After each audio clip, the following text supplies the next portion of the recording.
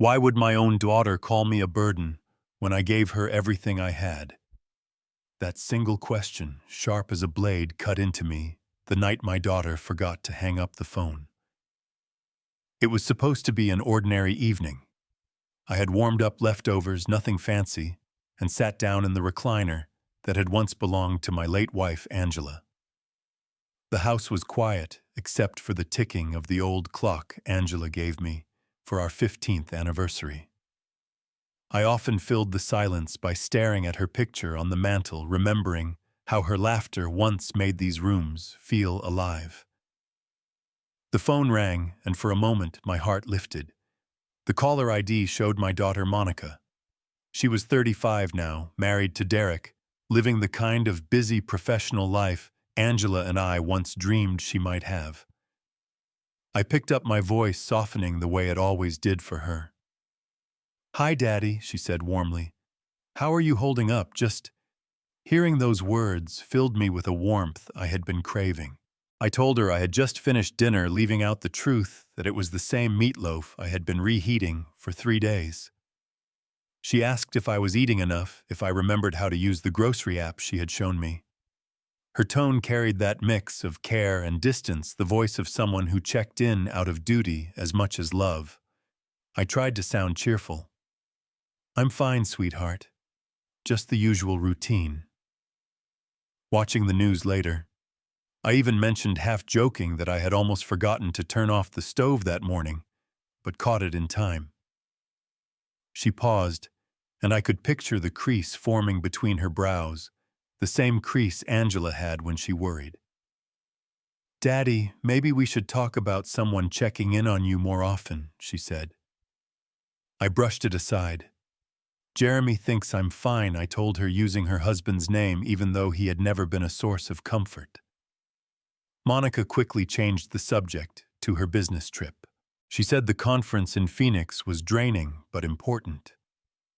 She laughed lightly, though even over the phone I could hear the strain behind it. "Derek's doing most of the meetings. I'm stuck in these endless presentations." I told her I loved her. She said she loved me too. We exchanged goodbyes, and I heard the click that usually meant the call had ended. My finger hovered over the button to hang up my side, but then came the rustle of movement, like her phone had slipped into her purse. That was when everything changed. At first the voices were muffled, but soon I heard Monica clearly. "Derek, you see how he's deteriorating?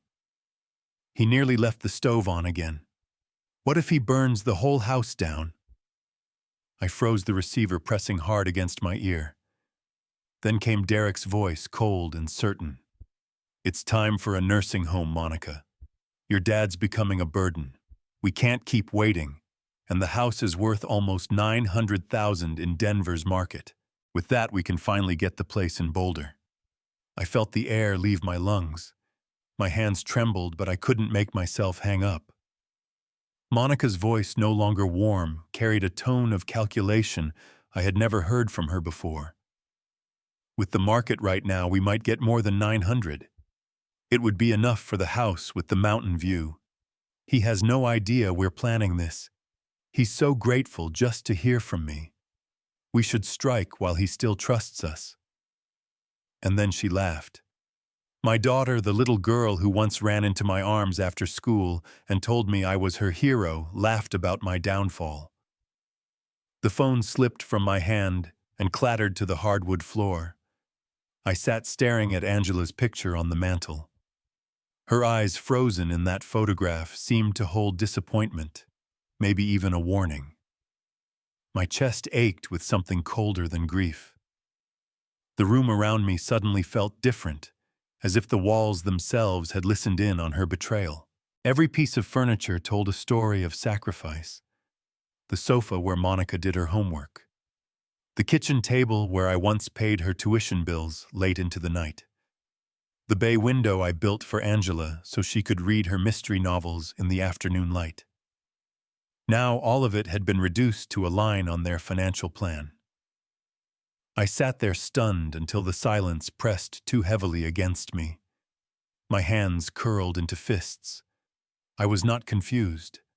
I was not helpless. and I was not ready to be discarded. The warmth I had felt at the sound of Monica's voice was gone. In its place was something harder, sharper. I could almost hear Angela whispering from the past, reminding me of the promise I once made not to let anyone take advantage of me, not even family. I looked again at her photo. "Don't worry, Angela," I whispered. "They may think I'm weak, but they're about to learn the truth." That night, I understood something I had never dared to admit before. The people I trusted most were ready to throw me away. But I wasn't dead yet, and I wasn't going to let them win. This was only the beginning. I picked the receiver off the floor with a hand that would not stop shaking and pressed it to my ear again. The voices were clearer now. Restaurant clatter in the background. A server asking if they wanted still or sparkling. Then Monica, brisk and confident the way she sounded at work when she meant business. "We can schedule a tour the day after we get back," she said. "The place near Sloan Lake has a great brochure. They call it independent living with medical staff on site. They have a shuttle and a dining room. He will think it is a vacation for seniors." Derek lowered his voice. "The important thing is the paperwork. We will need him to sign a durable power of attorney. We can present it as a convenience so we can pay his bills. If he signs, the rest is easy." Monica laughed softly. "Daddy never reads fine print. He trusts me. We can frame it as helping him. Then we list the house. Denver inventory is tight. Anthony from the firm says cash offers show up in 48 hours if the price is right." 48 hours. 2 days to erase 25 years of sweat and memories. I swallowed hard as Derek kept going calm and clinical. We put him in the facility with the basic plan, not the deluxe package. We saved the difference for the down payment. I checked the Boulder listings, and the one with the mountain view is still available.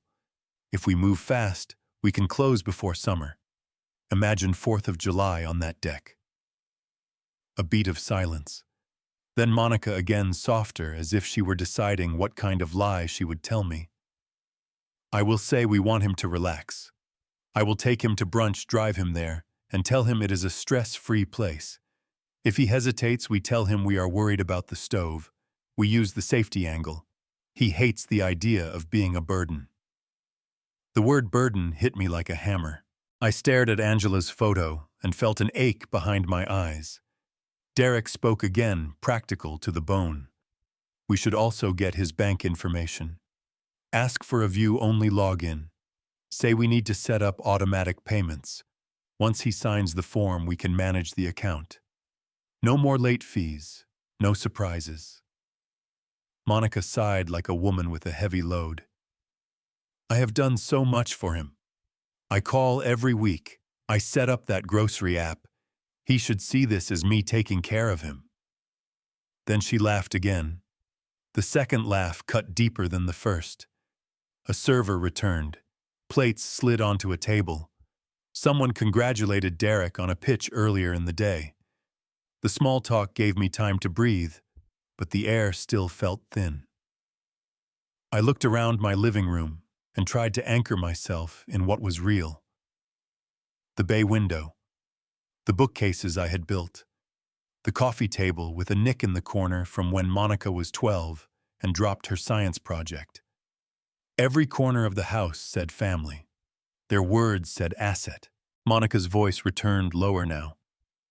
"We need to time this. We get back Friday evening. Saturday brunch with him. Tour on Sunday. We keep him busy while we get the house appraised Monday. By next weekend we have an offer." "You handle him," Derek said. "I will handle the numbers. I will talk to a friend about bridge financing so we can move on the Boulder place the moment we list. The market will do the rest." I heard glasses clink. A toast to their plan. I closed my eyes and saw Angela lifting a measuring tape to help me place the mantle. I saw her pointing at paint chips in hardware store light. I saw her hand in mine at the hospital when the machines hummed and hope was thin. Her voice in my head was steady. Take care of yourself. Do not let them take advantage of you. The voices on the phone softened as the server returned with dessert menus. Monica said she should call me in the morning to check in. Derek told her to keep everything cheerful, keep him grateful, keep him calm. The call finally ended for real. The line went flat and quiet. I set the phone down and sat very still, as if moving might break what was left of me. In that stillness, I listened to the house breathe. The clock ticked. The refrigerator hummed. Outside, a car door closed, and a neighbor called good night to someone across the street. Life went on as if nothing had happened, as if the ground under me had not shifted. I stood and walked to the kitchen. I filled a glass with water and watched the ripples settle. My reflection in the window over the sink looked older than I felt inside. Silver hair, tired eyes, shoulders still squared from years of lifting beams and carrying drywall. I had worked my whole life so that my family would never feel small. Now my own child was ready to make me small so she could feel big. A memory rose without my permission. Monica at 8 pigtails crooked waving a construction paper card she had made on Father's Day. You are my hero, Daddy. You fix everything. I kept that card for years in the drawer with the tape measure and the utility knife. I could almost feel the ragged edge of the paper even now. I set the glass down and pressed my palms to the counter until my hands stopped shaking. I spoke aloud, though no one was in the room. You will not put me away. You will not sell my life like a used car, not while I can still think and move and sign my own name. I walked to the office and opened the drawer with our important papers. The deed, the insurance, the will Angela and I had updated when her diagnosis came. My name alone on the deed since the day she passed. I traced the letters as if they were a map out of this moment. The phone rang again. Monica's name lit up the screen. I let it ring. It rang until the sound felt like a drill in the wall. Then it stopped. I knew she would try again. Manipulation wears a friendly voice. I had heard it with my own ears. I turned off the lamp and let the living room fall into quiet shadow. I stood in the doorway and looked back at every piece I had placed in this space. It did not feel like surrender to leave the room. It felt like the start of a different kind of work. Not the kind that used nails and screws, but the kind that used resolve. In bed, I stared at the ceiling and counted my breaths. In, out, in, out. I let the hurt burn clean the way alcohol stings before it heals a cut. When sleep finally came, it came like a decision. Morning would not find me helpless. Morning would find me ready. Morning sunlight filtered through the curtains, and for a moment I lay still, wondering if it had all been a dream. But the hollow in my chest told me otherwise. I pushed myself out of bed and walked slowly through the house. Every step felt heavier than the last, because each room whispered reminders of what I had given and how easily Monica and Derek were ready to erase it. The kitchen came first. I opened the drawer where Angela and I had kept receipts, old bills records we never threw away because she always said, "You never know when they might be useful." My fingers brushed over stacks of papers until I found what I was looking for.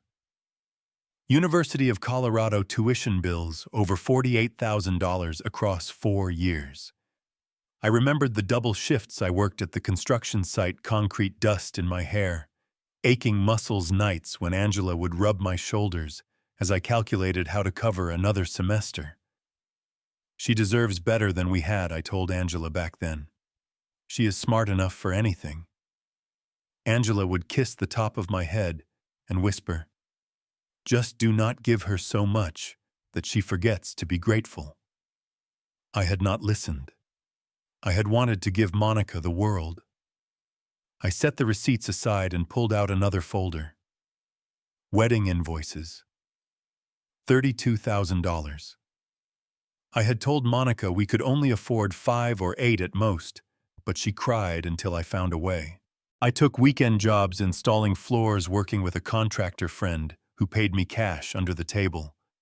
By the time her wedding day came, I had drained every reserve. She wore the dress of her dreams, flowers spilled across the aisle, and she whispered, "Daddy, you are the best father in the world." I will never forget this. She had forgotten.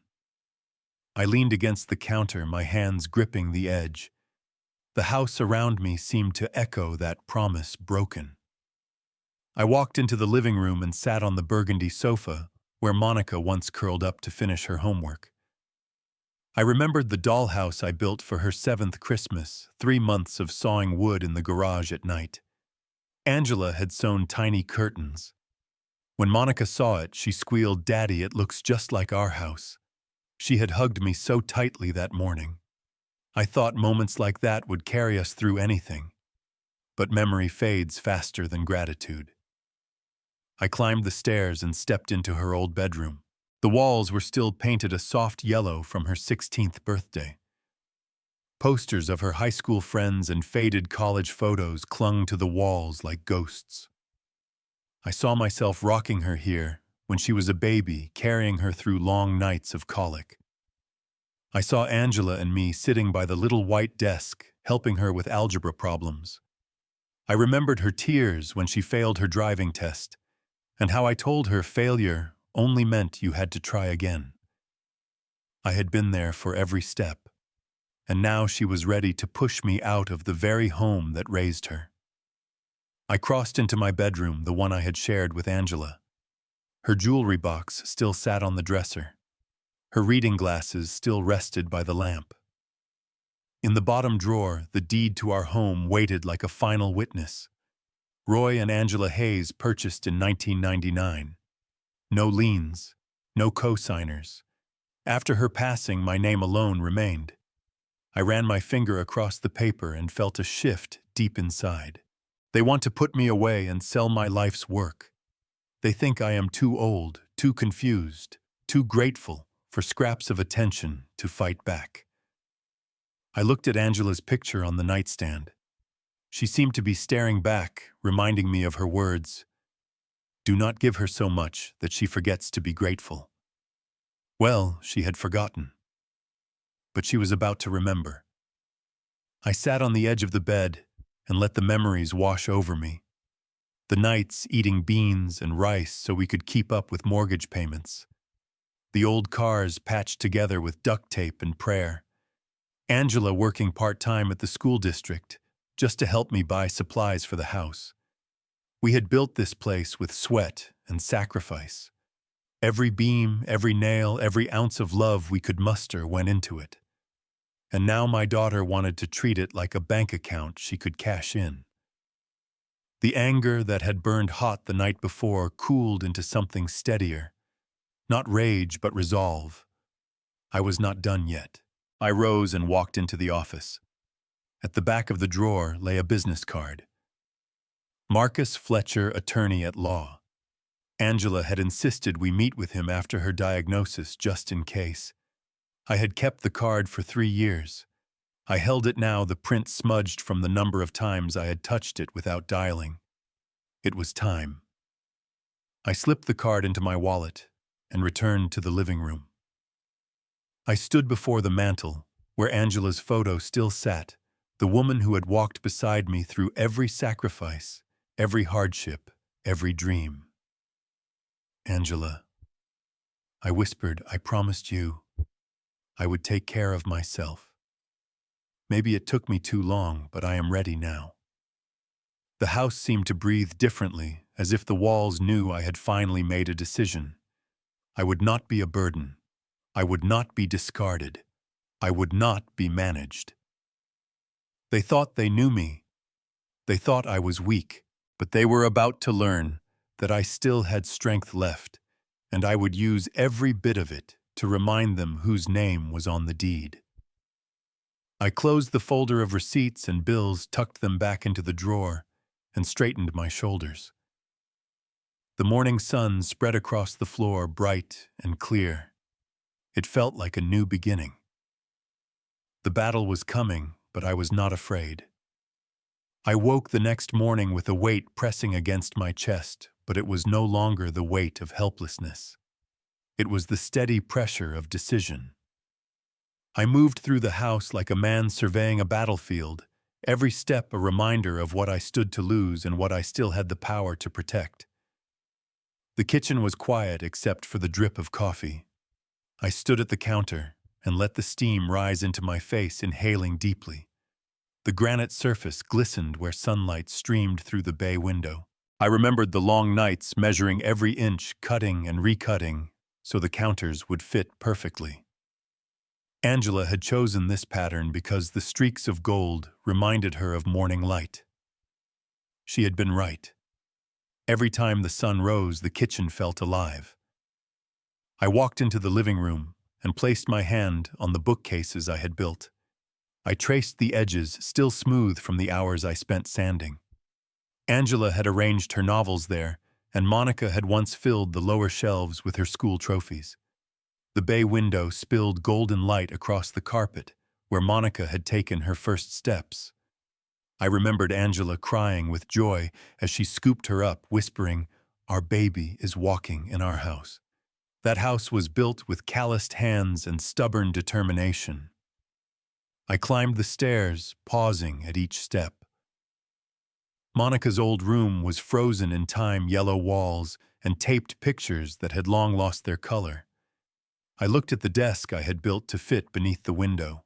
I had once believed that furniture could hold memories the way photographs did. Now I saw the room as evidence of how easily memories could be abandoned. In our bedroom, Angela's touch was everywhere.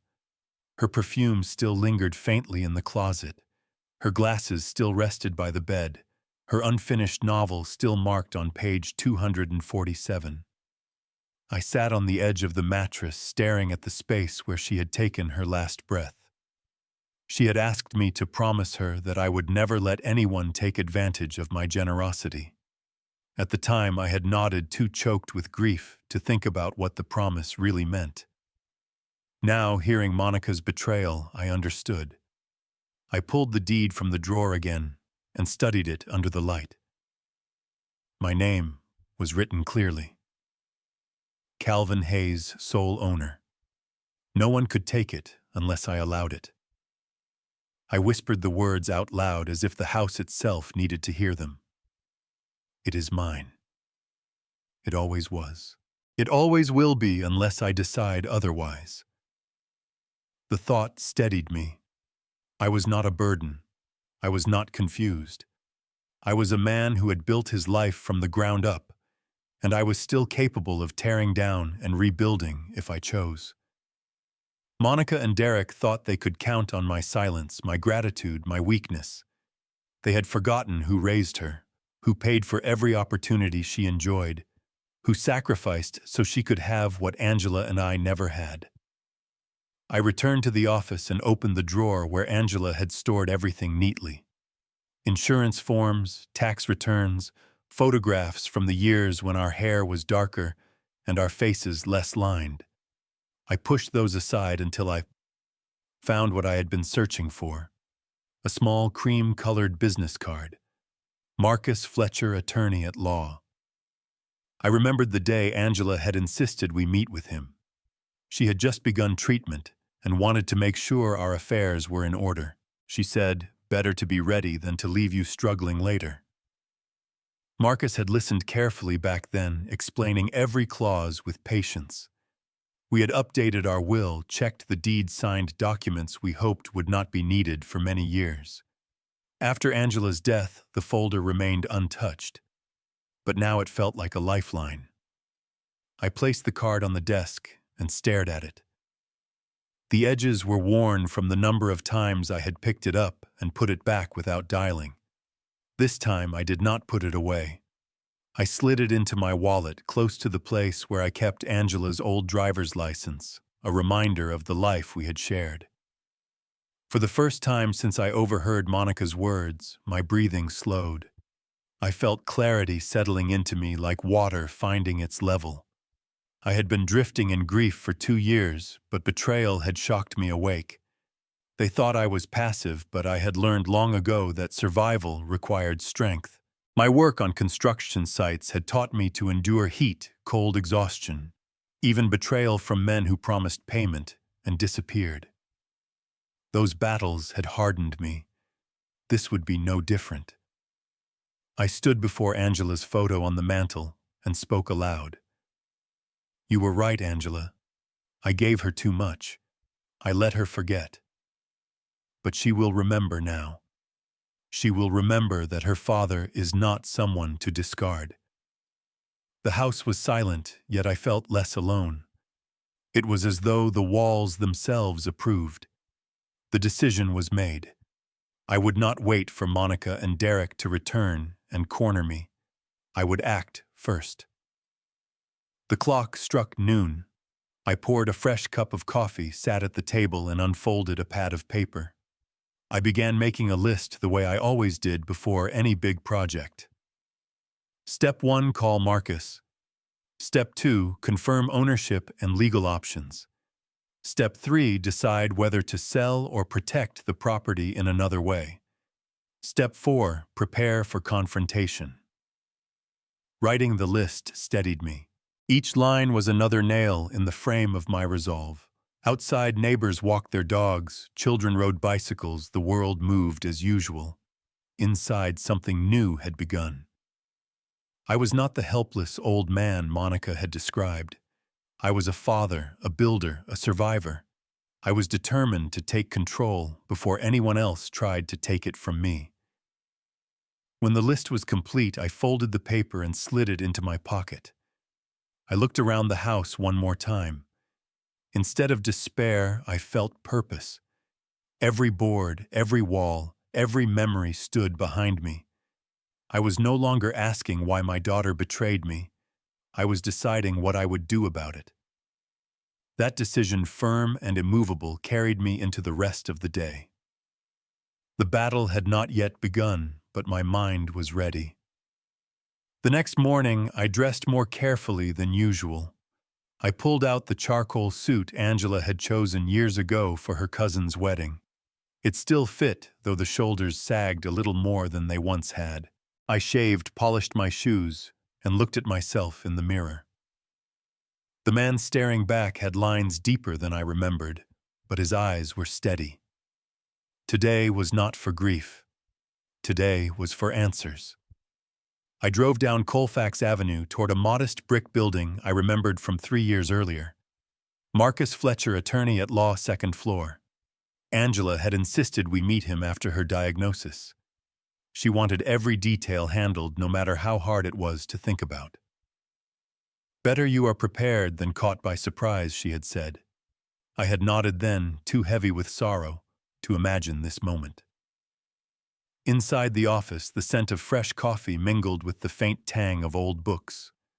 The walls held shelves lined with law texts and framed degrees. Family photographs sat on a side table. A smiling wife, 2 teenagers, a golden retriever. The kind of life Angela and I had once tried to build for Monica. Marcus himself looked, as I remembered, though, a little more gray at the temples. He rose from behind his desk and extended a firm hand. Mr. Hayes, it is good to see you again. I am sorry for your loss. Angela was a wonderful woman. Thank you, I said, lowering myself into the chair across from him. My voice sounded steadier than I felt. I need your help with something delicate. He nodded, reaching for a pen. Tell me what is going on. So I told him. I told him about the phone call, about Monica's words, about Derek's cold calculations. I repeated phrases that still rang in my ears, how they planned to move me into a home and sell the house before the summer was over. As I spoke, Marcus's expression stayed neutral, but his pen moved quickly across the yellow pad. When I finished, the silence in the office felt thick. He leaned back in his chair, tapping the pen against the pad. Unfortunately, Mr. Hayes, this scenario is more common than you might think. Adult children often assume they know what is best for aging parents, especially when valuable assets are involved. My throat tightened. But they cannot do anything without my consent, can they? Let us start with the basics, he said. The house is it in your name only since Angela's passing? That is correct. Then legally, they have absolutely no claim to your property. They cannot sell it. They cannot force you into a care facility. They cannot access your accounts unless you sign documents granting them that authority. Unless you choose otherwise, the decisions remain entirely yours. Relief flooded through me so quickly, I felt dizzy. I gripped the arms of the chair. So if I wanted to sell it myself, I could. You could put it on the market tomorrow if you wished, Marcus said. It is your property, your decision. I thought of Monica's laugh, the way she called me grateful, the way she said I had no idea what was coming. I thought of Derek talking about square footage as if it were his to spend. My jaw tightened. Maybe it is time I showed them just how clear my mind really is. Marcus studied me for a moment before speaking. Denver's housing market is strong right now.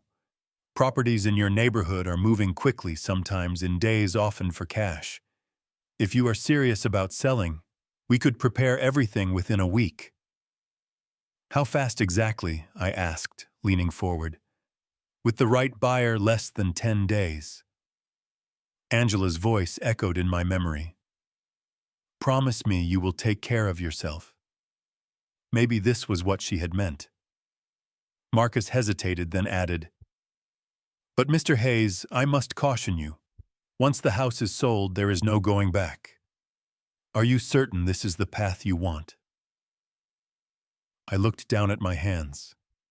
They were rough, scarred from decades of construction. These hands had built the house board by board. These hands had carried Monica as a child, fixed her car, signed her tuition checks. These same hands would now decide her future. I lifted my eyes and met his gaze. I built that house with my own hands. Every wall, every detail. I know exactly what I am doing. He nodded slowly. Then we will proceed carefully. I will prepare the necessary documents. In the meantime, I recommend you keep this matter private. If your daughter suspects what you are planning, she may try to pressure you emotionally. I managed a bitter smile. She has already tried. Marcus slid a business card across the desk. Call me the moment you are ready to take the next step. We will ensure everything is done properly. I placed the card in my wallet beside Angela's license. My hand was steady. For the first time in years, clarity felt within reach. As I rose to leave, Marcus stood as well.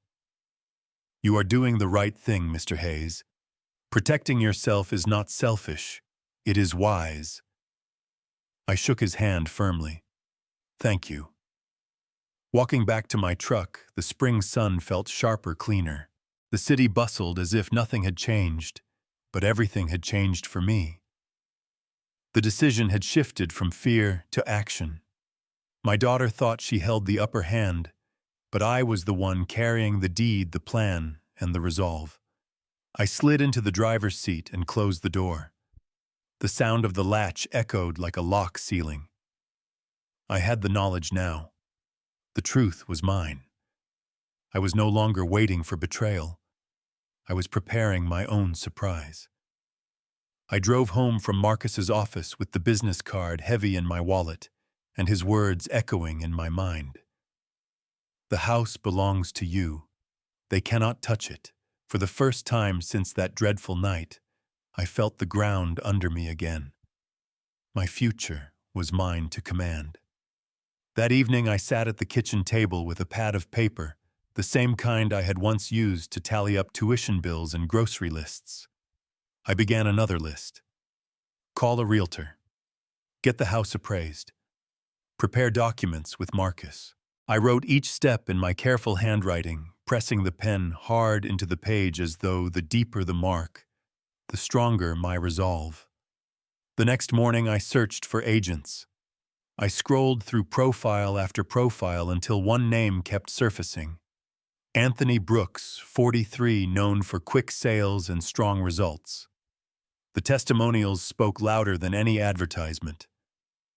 Sold in 6 days. Cash buyer within 48 hours. I called the number listed on his profile before I could second-guess myself.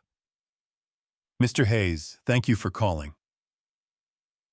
Anthony said, his voice bright with confidence.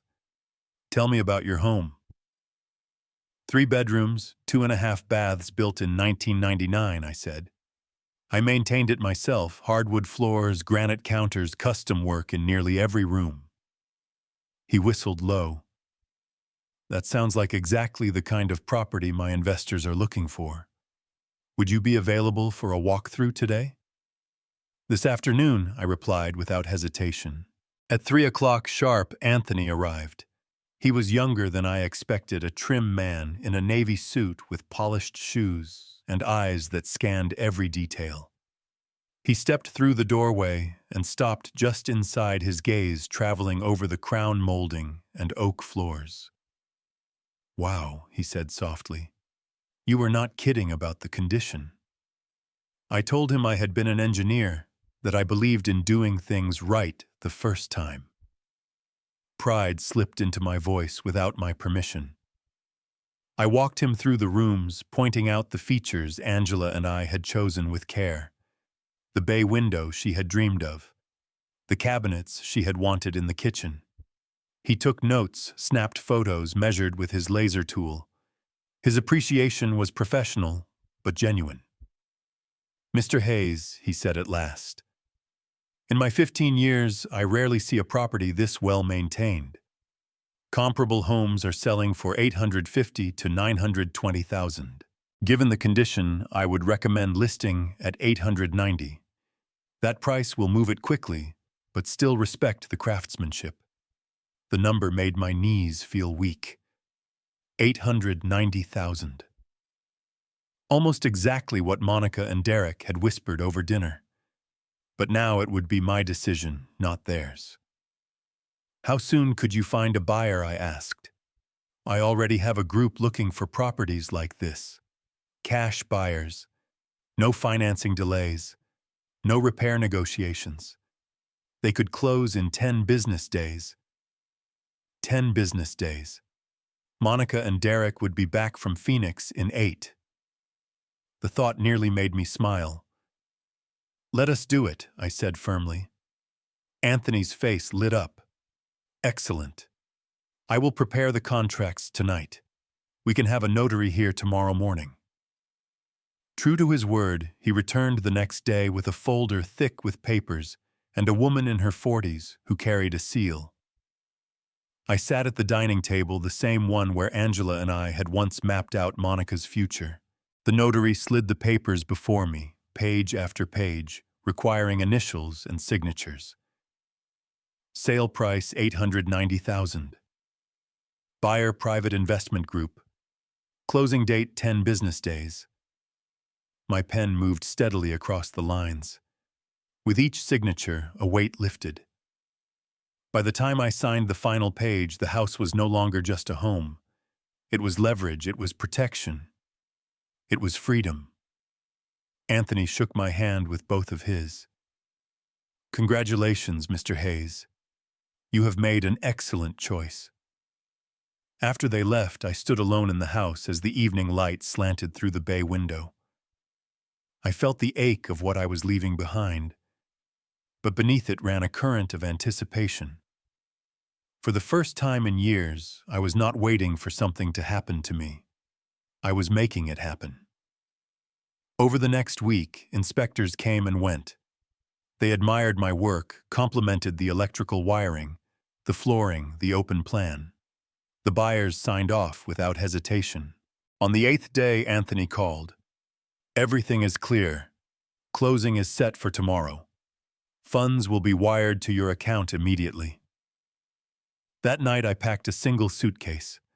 Angela's jewelry box, our wedding photo, her favorite cookbook, my important documents. The rest would stay. Furniture, clothes, even the photo albums that told the story of Monica's childhood. They were part of the house now. I would carry only what mattered most to me. Morning came bright and cold. I dressed in my navy suit, the one Angela bought me for Monica's graduation. At the title office downtown, papers were signed. Hands were shaken, and in less than an hour, I held a confirmation slip showing $890,000 deposited into my account. More money than I had ever seen at once. Money Monica and Derek would never touch.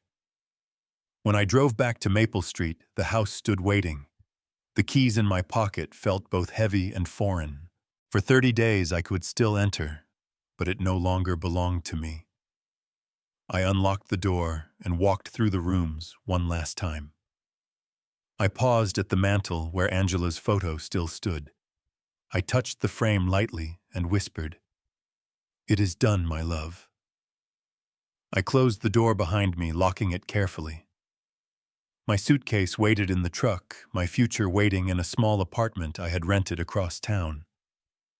I turned the key in the ignition and pulled away, leaving behind the house that had defined me for 25 years. As the street slipped out of view in the rear mirror, I felt something I had not felt since Angela's passing. Control. I carried the suitcase into my new apartment and closed the door behind me. The place was small, only a single bedroom with furniture that looked like it had been ordered from a catalog, but it was mine. No photographs on the walls, no history in the floorboards, no echoes of laughter or arguments.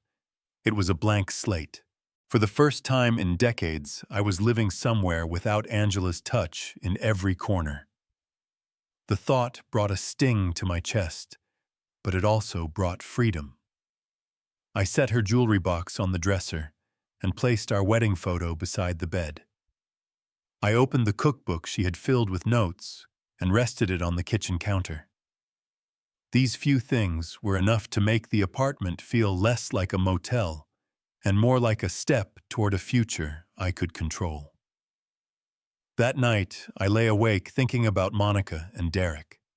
In 3 days, they would return from Phoenix, certain their plan was still on track. They would picture me waiting like a grateful old man, ready to be packed into a facility, while they counted the money from the sale of the house. But the house was already gone, the money already in my account, and their plans already in ruins. Still, I wanted more than just the sale. I wanted them to face their own cruelty, to read my words and know exactly why they had lost everything. I wanted their betrayal exposed not in public, but in the privacy of the home they thought they controlled. The next morning, I ordered a small device online. A hidden camera shaped like a phone charger, discreet and simple. It could stream video straight to my phone. I paid extra for overnight shipping. When it arrived the following afternoon, I tested it on the apartment outlet. The image was sharp, the sound clear. I practiced opening the feed on my phone until I could do it with a single tap. That evening, I drove back to Maple Street. The house no longer belonged to me, but I still had the keys, and 30 days before I had to hand them over. I parked in the garage so the neighbors would not notice and stepped inside. The smell of lemon oil and lavender sachets still lingered. The rooms looked the same, but I felt like a visitor now. I set the charger camera into the outlet near the front door, angled perfectly to capture the entryway. Then I taped a white envelope to the inside of the door. On the front, in my careful handwriting, I wrote Monica and Derek. Inside was the letter I had drafted and rewritten until the words were sharp but calm, filled with love but final. Dear Monica and Derek, if you are reading this, it means my plan worked. I heard your conversation about placing me in a nursing home because I was becoming a burden. I heard you calculating how much money you would gain from selling my house.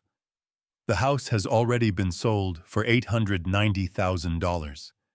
The money is safe in a new account that you will never touch.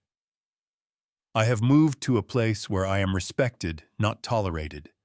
Your belongings have been packed and sent to a storage facility. You have 30 days to collect them before fees begin. For 42 years, I gave you everything I had. You repaid me with betrayal. This letter is not written out of anger, but out of necessity. I will not allow myself to be discarded. Love, Dad. I slid the letter back into the envelope and smoothed the tape until it was firm. I tested the camera feed on my phone. The angle captured the envelope perfectly. The thought of them reading those words while I watched from miles away filled me with a strange calm. Before leaving, I walked one last circuit through the house. My footsteps echoed in the empty rooms. I touched the mantel where Angela's photo had rested, whispered a quiet goodbye, and locked the door behind me. Back at the apartment, I settled into the chair by the window and opened the live feed.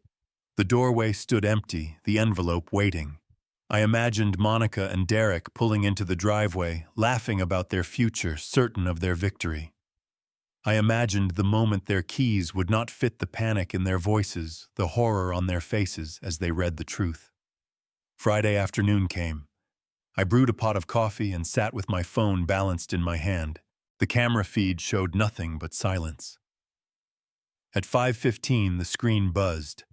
A black SUV pulled into the driveway. My heart hammered in my chest. There they were. Monica stepped out first, stretching after the long drive, her business suit rumpled from the hours on the road. Derek followed, tugging their suitcases from the trunk. They approached the door with the confidence of people returning to claim what they believed was theirs. Monica slid her key into the lock. It would not turn. She frowned, tried again, jiggled the handle. Derek stepped closer, concern flickering across his face.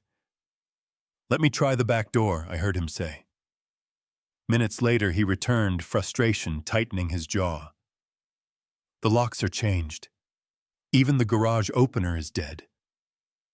These are brand new. This is not a mistake." Monica pulled out her phone, dialing the old landline. The number was already disconnected. She tried again, but nothing happened. Panic crept into her voice. "He does not even have a cell phone," she said. "How can we reach him?" Then Derek spotted the envelope. His voice lowered. "There is a note." Monica tore it down with trembling hands and ripped it open. Her eyes scanned the words. Shock spread across her face, then disbelief, then anger. "He sold the house," she whispered. "He sold it without telling us." Derek snatched the paper, his face hardening as he read. "That old man outplayed us. He kept every penny." Through the camera, I watched their composure unravel. Monica's mascara streaked as she wept. Derek paced, swearing under his breath. They had dreamed of Boulder and mountain views. Now all they had was a storage unit and a letter they would never forget. I ended the feed. I had seen enough.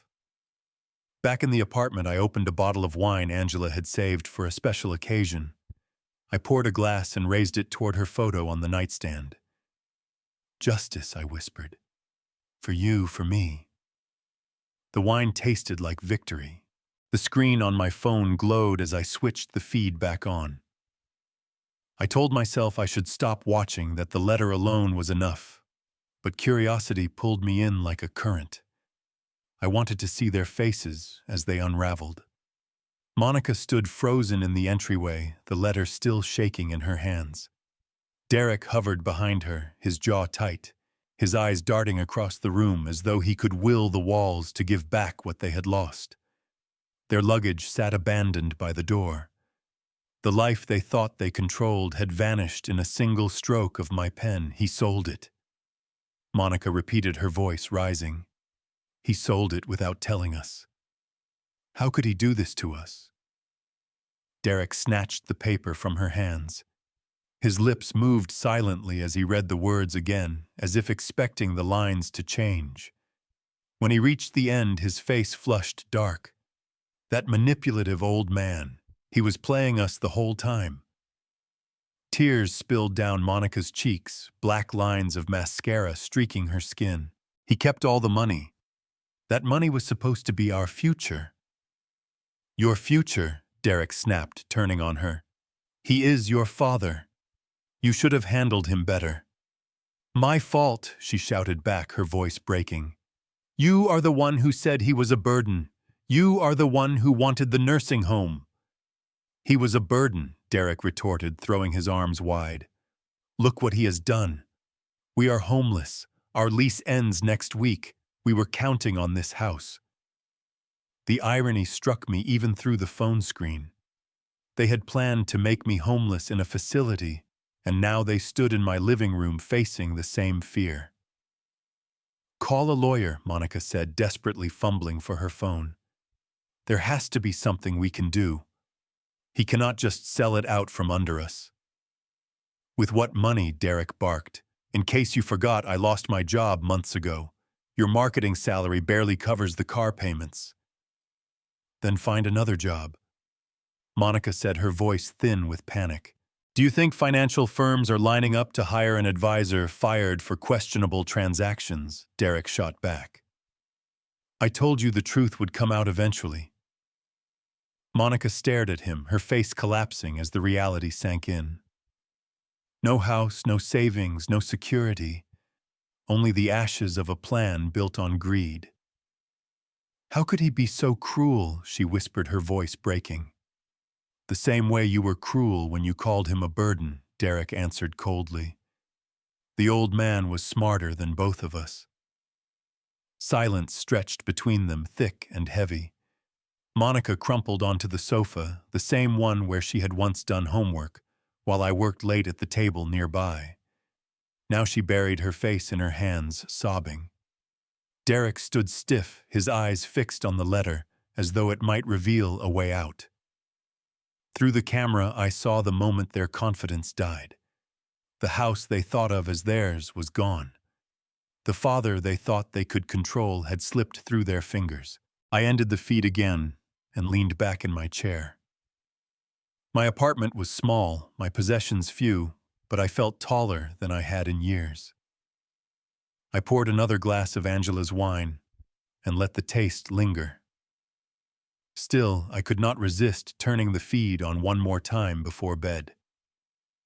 The screen showed Monica curled on the sofa, her shoulders shaking.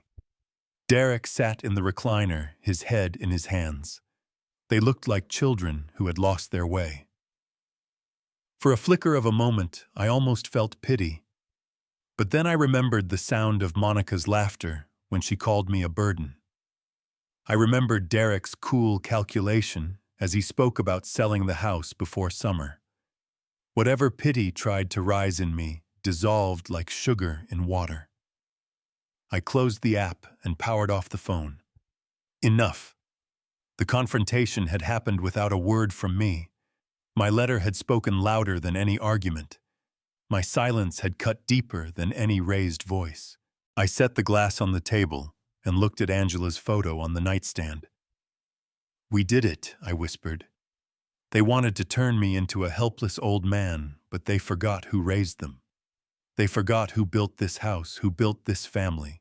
Tonight, they remembered. The city outside glowed with streetlights and the hum of distant traffic. In that quiet apartment, I felt the tide shift completely. I was no longer the man waiting for betrayal. I was the man who had delivered justice without lifting more than a pen. Tomorrow they would wake up still stunned, still scrambling for answers. But I would wake up free. I woke early the next morning in my apartment, the sun cutting through thin curtains, casting lines of light across the floor. For the first time in years, I did not feel weighed down by dread.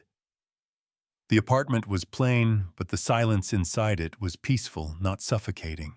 I moved slowly, making coffee, watching the steam rise, savoring the taste in a chipped mug I had bought from the corner store. It was not Angela's china, but it was mine, and that small fact made it feel like freedom. I opened my phone and looked at the camera feed one last time. The house that had once been my fortress now belonged to someone else. Monica and Derek were still inside, sitting among furniture that no longer belonged to them, arguing in low voices that the microphone could barely catch. Their faces carried exhaustion. They had discovered too late that their foundation was built on greed. I listened for only a moment before closing the app. That chapter was finished. I stepped out into the morning air. The streets of the neighborhood were unfamiliar, but the unfamiliarity gave me comfort. There were no memories clinging to these sidewalks, no ghosts of Christmas mornings or late-night arguments. Just people walking their dogs, a jogger with earbuds, the sound of birds in the distance. I felt like a man who had finally stepped out of a shadow. Later that day, I drove to the bank to confirm the transfer. The clerk greeted me politely and handed me a printed balance. $890,000. The number filled the page like a declaration. It was not just money. It was proof that I still had choices, that my life was not subject to the schemes of others. I folded the paper carefully and slid it into my wallet beside Angela's old license. She was still with me in that way, a reminder of the life we had built and the strength we had shared. Back at the apartment, I opened a storage box and pulled out a stack of photos. Angela laughing in the garden, Monica as a little girl holding up a science project, family dinners where the table was crowded with food and stories. I spread them on the table and let myself remember. The memories were bittersweet, but instead of crushing me, they steadied me. I had done my duty as a husband and a father. I had given more than most men could. Whatever Monica and Derek chose to become, it was no longer mine to carry. As the days passed, I began to settle into a routine. Morning coffee at a small shop down the block, where the barista learned my name. Afternoons spent walking in a nearby park where children played and older couples fed pigeons. Evenings reading on the couch with a lamp casting warm light over Angela's cookbook resting on the counter. The apartment, once foreign, began to feel like a place of refuge. Yet liberation did not mean there was no ache. At times, I still heard Monica's voice in my memory, calling me daddy, telling me I was her hero. At times, I still wondered how love could sour into calculation, how laughter could turn into betrayal. But when those thoughts came, I returned to the truth. I had acted. I had chosen not to be discarded. That choice was my freedom. One evening, I bought a bottle of Angela's favorite wine, a Bordeaux we had once shared on our anniversary. I poured a glass and sat by the window as the Denver skyline glowed gold in the setting sun. I lifted the glass toward her photograph on the dresser. To you, Angela. To promises kept. The taste was rich, and with each sip I felt a weight lift further. For 2 years since she had passed, I had lived as though half alive, moving through days heavy with grief. Now I felt the pulse of possibility again. Not because I had wealth, but because I had reclaimed my dignity. I thought about Monica and Derek, about their anger and despair. I knew they would spend weeks trying to repair what they had broken. But I also knew they could not undo the lesson. They had underestimated me. They had mistaken kindness for weakness, sacrifice for submission. They would never make that mistake again. I set the empty glass aside and leaned back in the chair. Outside, the city lights flickered on one by one as though signaling a fresh start. I closed my eyes and breathed deeply. I was no longer defined by what I had lost. I was defined by what I had taken back. For the first time since Angela's death, I felt fully awake. The chains of grief and betrayal had fallen away. My hands, weathered from years of labor, still trembled slightly, but not from fear. They trembled with the energy of a man who had chosen his own destiny. Freedom was not loud. It did not roar or announce itself with fireworks. It was quiet, steady, and sure.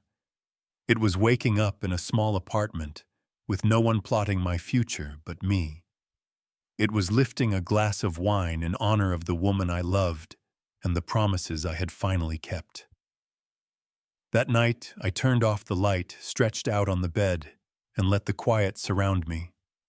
For once, the quiet did not feel like absence. It felt like peace. The following week, I walked through the city with a lighter step. The apartment key in my pocket felt like a symbol not of smallness, but of independence. No one was waiting to tell me where I belonged. No one was whispering about my worth behind my back. I belonged to myself again. Each morning I found comfort in small routines. Coffee at the shop where the barista greeted me with a smile. Afternoons spent in the park watching children play and couples walk hand in hand. Evenings reading under a warm lamp, Angela's photograph nearby. These moments reminded me that freedom was not measured by size or wealth, but by dignity.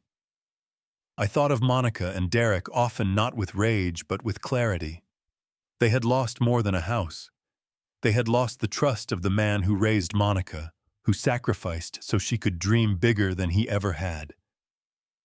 Trust, once broken, cannot be rebuilt with money. It lives or dies on gratitude, and gratitude was something they had thrown away. One evening I lifted a final glass of wine to Angela's memory. For you, my love, justice has been served. The night was quiet, the city glowing beyond the window, and peace settled deep in my chest. True love is not about comfort or inheritance. It is about respect, gratitude, and loyalty.